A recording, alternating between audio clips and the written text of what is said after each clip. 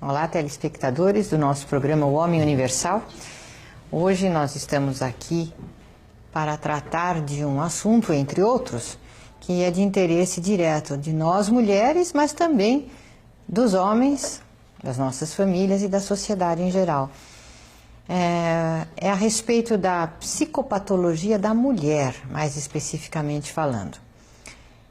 Nos anos 1980, no meio dos anos 1980, eu publiquei um livro chamado As Mulheres no Divã. Esse livro traz uma análise, da nossa psicopatologia, mais especificamente a como a mulher reage, qual é a patologia básica da mulher.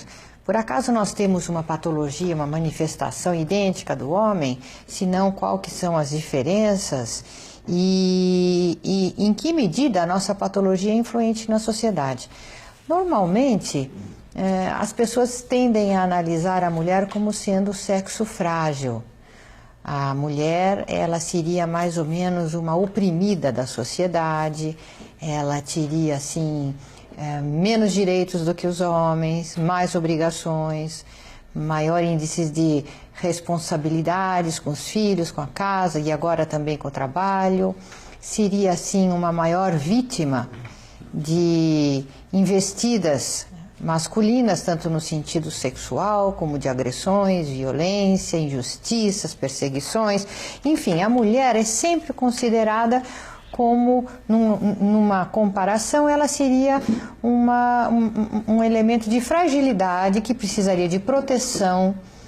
Por isso, muitas vezes, maridos, pais, irmãos, filhos, costumam ver a mulher meio com uma aura de santidade, assim. Uma aura meio de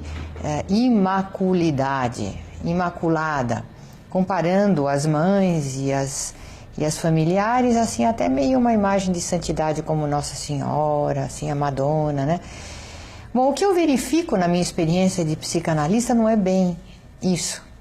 O que eu verifiquei na minha experiência é que a patologia da mulher, ela não só é tão grave e perniciosa quanto a do homem, como muitas vezes pode ser ainda mais grave.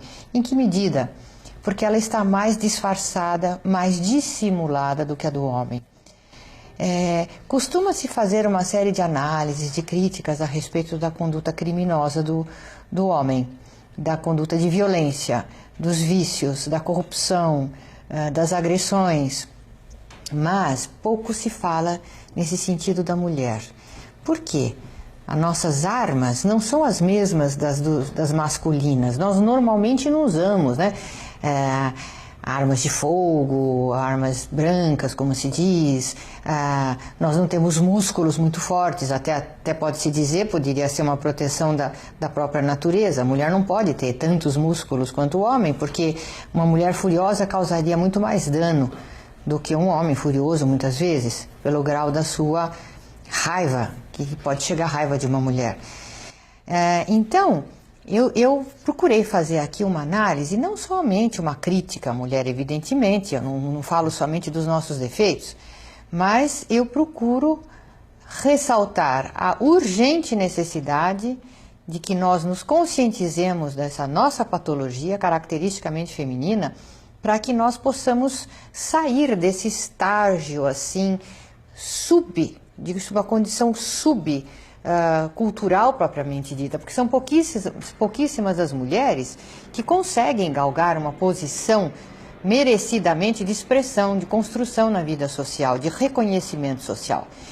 Então, eu poderia dizer que, basicamente, a inveja feminina se situa na sua inveja e na sua capacidade de usar dessa inveja e de intrigas e de manipulações de uma forma muito dissimulada para conseguir os seus fins, que então não são lá muito louváveis e nem muito construtivos. Só que nesse combate, nessa competição que a mulher estabelece contra o sexo oposto, desde pequenina, alimentada pelas mães, pelas tias, pela sociedade, pelos romances, pelos filmes, essa suposta fragilidade e essa competição, ela acaba usando então e desenvolvendo recursos muito hábeis para agir por baixo do pano e por baixo dos bastidores.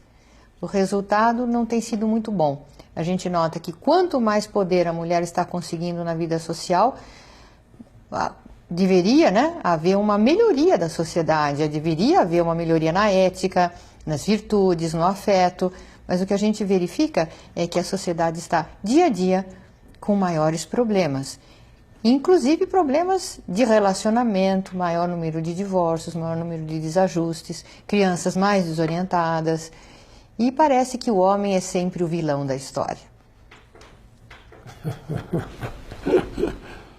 O senhor estava falando, Dr. Kepp, no segmento anterior, que só as pessoas más é que acreditam nas intrigas das outras pessoas más e nas maldades.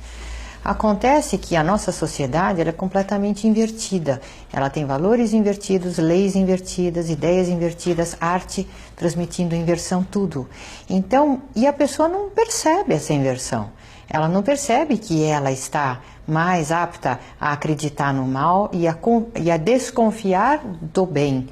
Ela não percebe que ela tem já esse impulso já trazido na sua psicogenética. E eu acho que isso precisa urgentemente ser conscientizado, principalmente nessa relação homem e mulher. Entre nós, mulheres, a tendência sempre, quase que 100% das vezes, quando existe um conflito entre um homem e uma mulher, a tendência é sempre ver a mulher, colocar a mulher como a pessoa mais frágil, a vítima da situação. Principalmente porque normalmente a mulher se queixa muito e ela tem o hábito de expressar os sentimentos de uma forma muito... Ela tem muita habilidade em fazer isso.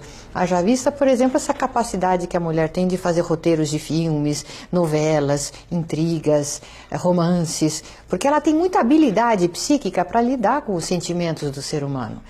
Então, quando se trata de um relacionamento, principalmente no ambiente familiar, a mulher ela é mestra em manipular os sentimentos das pessoas como lhe apraz. E isso acaba sendo em próprio malefício, por exemplo, né, no caso da família, quando as mulheres conseguem destruir a imagem, a autoridade da figura paterna diante dos filhos, criando problemas emocionais, assim, de formação de caráter, muitas vezes, graves, filhos que não trabalham, filhos homossexuais, filhos que não aceitam se entrosar na sociedade, que ficam assim com uma atitude meio feminina diante da vida, por admirar a imagem da mãe, ou até mesmo por se deixarem levar, acreditar nessa manipulação que a mulher procede com a sua habilidade com sentimentos. Que no que se refere assim a relacionamentos humanos, a essa parte de sentimento, a grande, a hábil, é sempre a mulher. Que o homem, ele é até meio ingênuo com relação a isso. Ele pode ter reações de violência, mas ele é muito ingênuo, ele não percebe essas artimanhas femininas. Não é já visto que a mulher é que seduz? Por exemplo, na imagem bíblica, não foi a mulher a primeira a cair na conversa da serpente, do Satanás? Quer dizer, não foi a mulher que acreditou e que convenceu o homem a também cair no mesmo erro? Quer dizer, através da sua argumentação, da sua sedução, ela levou o homem a cair no mesmo tipo de mal. Eu acho que isso não é uma coisa que aconteceu lá, eu acho que isso acontece hoje. Nós, mulheres, por essa inconsciência dessas nossas inversão, essa nossa ligação com a intriga, com o mal, nós temos muita habilidade de convencer os homens e outras mulheres e a sociedade dos nossos interesses, que nem sempre são lícitos, e não existe consciência disso. Agora, Dr. Kepp, outra coisa também que é muito comentada é que é a mulher que vai pisar na cabeça da serpente no Apocalipse, que então caberia à mulher essa modificação do status quo de uma sociedade decadente, destrutiva, violenta. Mas a mulher só vai conseguir fazer isso se ela pisar, entre aspas, na cabeça dessa serpente, no próprio interior de si mesma em primeiro lugar. À medida que a mulher for conscientizando as suas más intenções, a sua competição com o homem, a sua inveja do homem, porque geralmente a mulher inveja o poder do homem, mas não no sentido benéfico. Geralmente a mulher inveja aquilo que ela vê no homem de ruim, ou que ela imagina que o homem faça de ruim. Então existe uma competição. O que a mulher quer conseguir? Direitos para quê? E o que ela conseguiu até hoje? Direitos para quê? Será que foi para construir melhor a vida dela e a sociedade, ou foi direitos para destruir mais a sua vida ainda e a da sociedade? Que eu não quero dar uma de moralista, evidentemente, eu sou uma psicanalista, mas o que acontece quando há essa liberação da mulher para tudo, ela se envenena mais com álcool, ela se envenena mais com drogas, ela se envenena mais com cigarro, ela tem mais ataques cardíacos, doenças cardiovasculares, doenças venéreas, maior número de abortos. Isso provoca um enorme sentimento de culpa. A gente vê adolescentes, mulheres com problemas de sentimento de culpa não resolvidos por causa de toda essa problemática. Então, essa libertação da mulher na sociedade não foi algo que contribuiu para o seu crescimento. Em grande parte, não em todos os casos. Mas a mulher, ela é muito dependente do homem. Ela não faz uma vida, ela não tem uma vida própria. Ela quer ser feliz através de um relacionamento, através de outra pessoa. Assim ela responsabiliza essa outra pessoa pela sua felicidade, mas logo em seguida pela sua infelicidade. A mulher não assume os problemas dela e nem a construção dela. Bastante neurótica. Exatamente. Né? Bom, eu gostaria de fazer um comentário a respeito do que o Niels Bergquist respondeu, quando ele disse que a mulher gosta de ser agredida, ela gosta de homens que a agridam. Então aqui eu queria colocar aí um pouco mais adiante. Eu diria que a mulher, por essa inveja e essa inversão inconscientizadas que ela tem, ela escolhe, justamente ela gosta dos bandidos porque se atrai pelo mal. Então, a mulher, ela vê o homem bom, trabalhador, honesto, como sem graça, um homem meio careta, sem atrativos. E geralmente nesses grupos de adolescentes é sempre o mais doente, o mais delinquente que exerce o papel de liderança dos outros membros daquele grupo, daquela turminha. Então, depois que a mulher se une a um bandido, porque ela se sente muito atraída, excitante, aquele sujeito, né? Quanto mais semelhante ao demônio, mais ela se atrai. Então, depois que ela se vê envolvida naquilo e o homem passa a agredi-la também, aí ela não gosta. Aí ela chora, aí ela se opõe, então ela pode até a delegacia dar queixa, chorar para os filhos, mas fica naquela situação muitas vezes, permanece, não quer se desligar. Ela não quer ter uma vida decente, com um homem decente, fazendo coisas úteis para a sociedade, cuidando do que tem que cuidar. Ela fica eternamente ligada àquele bandidão, porque ela se atrai pelo mal. Então isso é uma coisa importante. Outra coisa também que eu queria falar em relação ao que a Sophie comentou, sobre a prática de Estocolmo, ultimamente nós vimos muitas vezes ser discutido nos jornais, questão de assédio sexual, isso está muito em moda, né? E nos países onde a mulher é muito dominante, esse assunto vem mais ainda à tona. E recentemente uma jornalista sueca levantou uma questão lá e ela causou uma polêmica, né? Porque existe um consenso dentro da justiça sueca. Se um casal tem algum relacionamento sexual e depois do relacionamento a mulher se sente como que invadida, agredida, ela pode se queixar. E se os dois estavam alcoolizados, o homem não recebe nenhuma justificativa pelo fato de estar alcoolizado. Porém, se a mulher está alcoolizada, eles justificam assim, ela estava alcoolizada, não sabia o que fazia. Ela foi usada, ela foi abusada. Então, por que a mulher, numa circunstância de estar alcoolizada, não sabe o que faz, mas o homem sempre sabe o que faz? Quer dizer que a lei é sempre mais dura com o homem em relação a isso.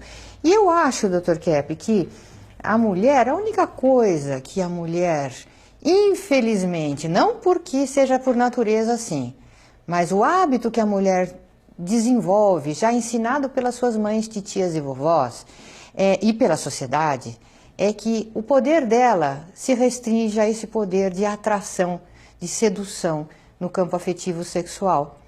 Então ela pensa, bom, a única coisa que o homem depende de mim e que eu posso fornecer de valor é isso. Então deixa cuidar disso, né? E manipular a situação através disso, é o único poder que ela tem.